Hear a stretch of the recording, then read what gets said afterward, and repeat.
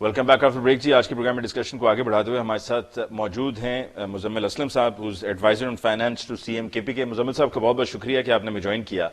آج کی گفتگو کا آغاز ہم سب سے پہلے جو آج کی سب سے زیادہ ڈسکس ہونے والی نیوز کے جس پر عطا تارڑ صاحب نے پریس کانفرنس بھی کی, اور اس پریس کانفرنس میں ان کا یہ کہنا تھا کہ جو ہمارا جی ایس پی پلس سٹیٹس ہے جو ہمیں 2013 میں ملا تھا, اس پر پی ٹی آئی کی طرف سے خط لکھا گیا ہے کہ اس سٹیٹس کو ختم کیا جائے. اس معاملے کی اصل تفصیل کیا ہے؟ کیا یہ خط لکھنا ملک دشمنی کے زمرے میں نہیں آتا اگر لکھا گیا تو؟ دیکھیں جی, سب سے پہلی بات تو یہ کہ ہر چیز کو جو ہے اٹھا کے پہلے تو بیان کی تصدیق کریں, اس کے بعد اگر تصدیق نہیں بھی کر رہے تو ایک شوشہ چھوڑ دیں ملک دشمن.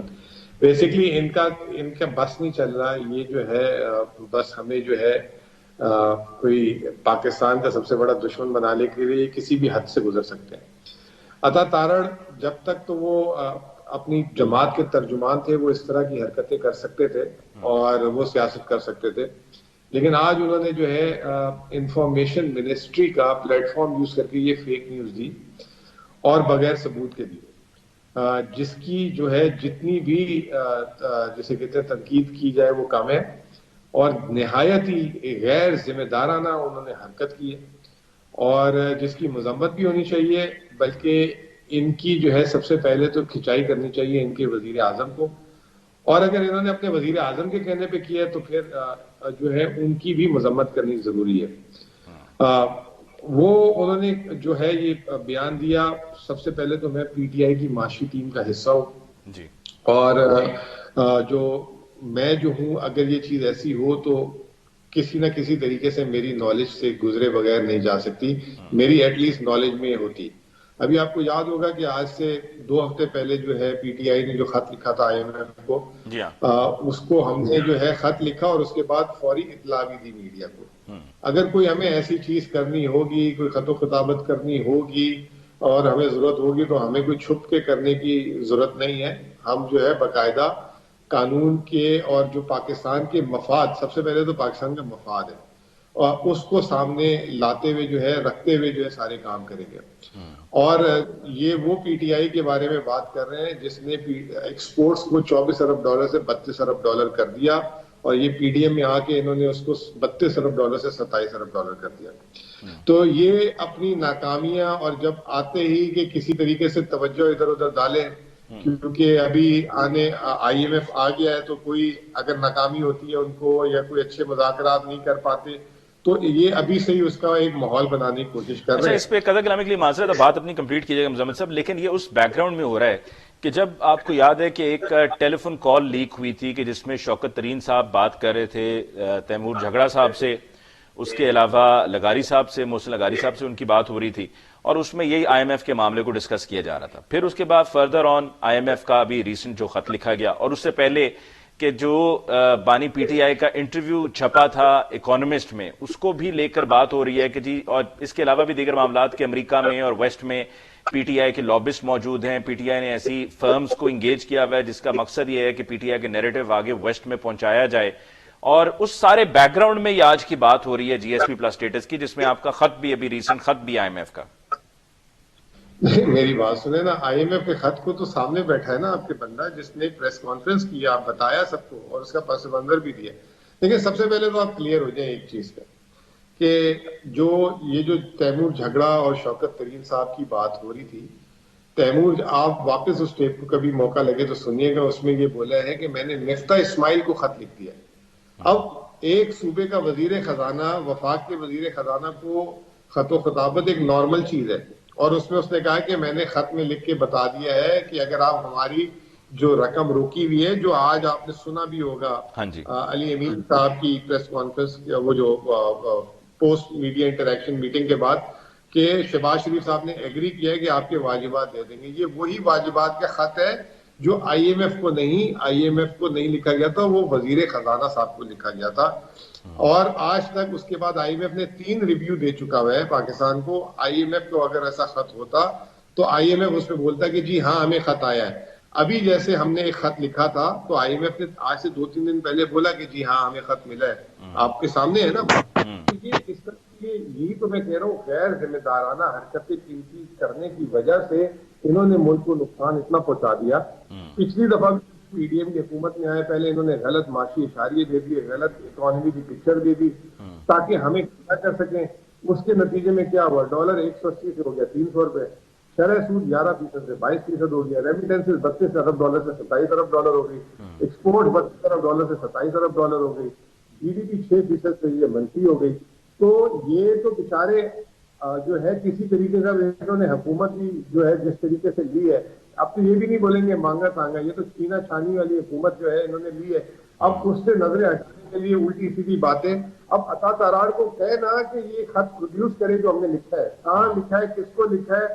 یورپی یونین میں بھی لوگوں نے فون کر کے پوچھ لیا.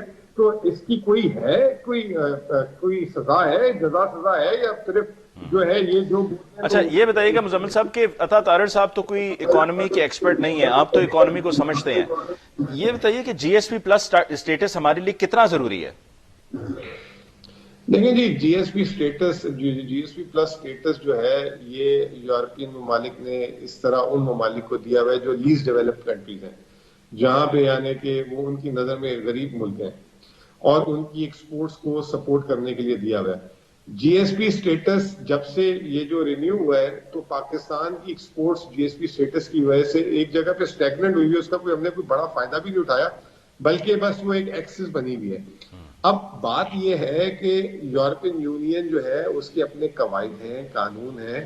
وہ آج پچھلے 5 سالوں سے 5 دفعہ بول چکا ہے پاکستان کو کہ پاکستان میں اگر ہیومن رائٹس کے مسئلے ہوں گے تو جی ایس پی جو ہے ریویو ہو سکتا ہے. پاکستان میں یہ جو بلاسفی میں انہوں نے کہا تھا کہ قانون کو بھی دیکھیں، اس پہ بھی انہوں نے کہا تھا کہ ہم جی ایس پی اسٹیٹس وڈرا کر سکتے ہیں.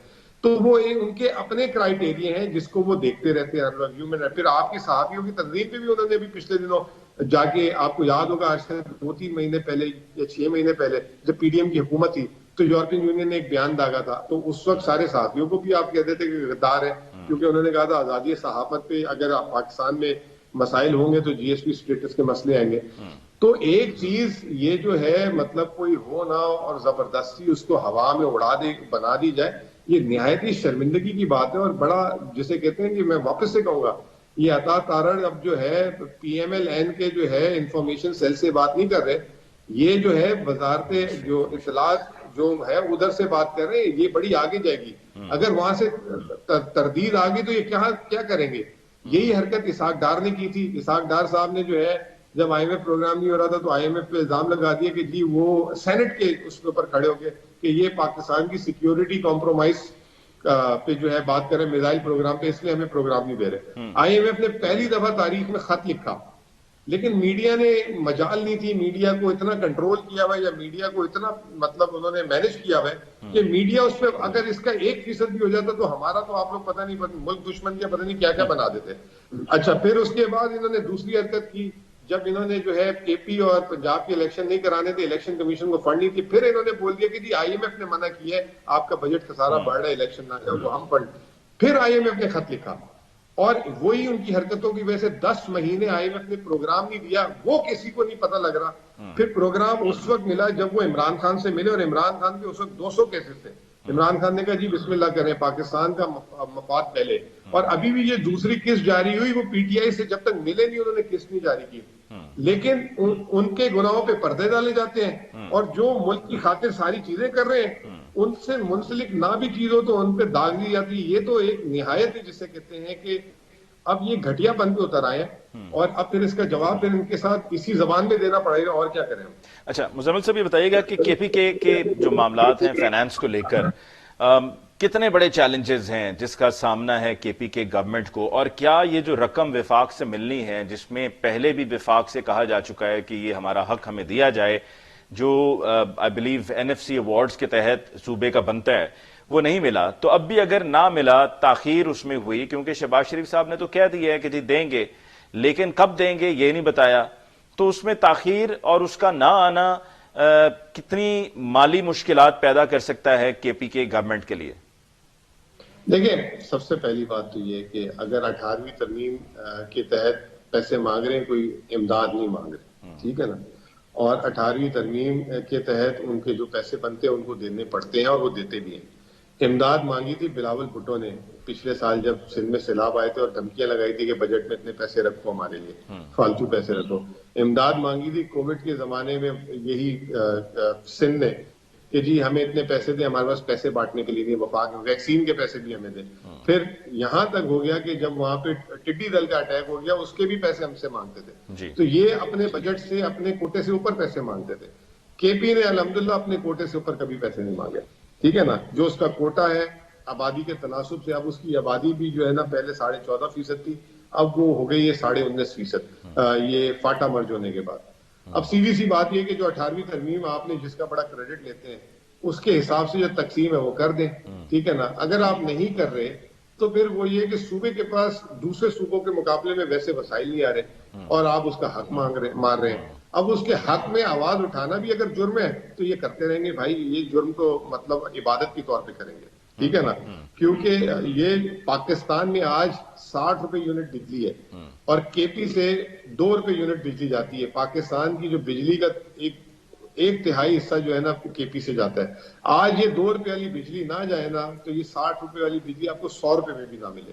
اب ستم ذریعے بھی دیکھیں گے، یہ 2 روپے بجلی میں آپ کو 1 روپے 10 پیسے جو ہے کے پی حکومت کو صرف فی یونٹ دینے ہوتے ہیں. جو آپ عوام سے 60 روپے لے رہے ہیں وہ بھی آپ پورے نہیں دے رہے. اور جن سے آپ نے معاہدے کیے سی پیک کے بڑے بڑے نجی شعبے والوں سے، آپ ان کو ایک یونٹ پہ 30 روپے ادا کرتے رہتے ہیں. تو یہ آپ اپنے ملک میں اپنے ہی لوگوں کے ساتھ زیادتی کر رہے ہیں، اور باہر والوں کو آپ دبا کے 2200 ارب روپے دیتے ہیں کیپیسٹی پیمنٹ میں بجلی کی ایک سال میں، اور کے پی کو 60 ارب نہیں دیے جا رہے، ان سے 80 ارب نہیں دیے جا رہے جو اس کا حق ہے.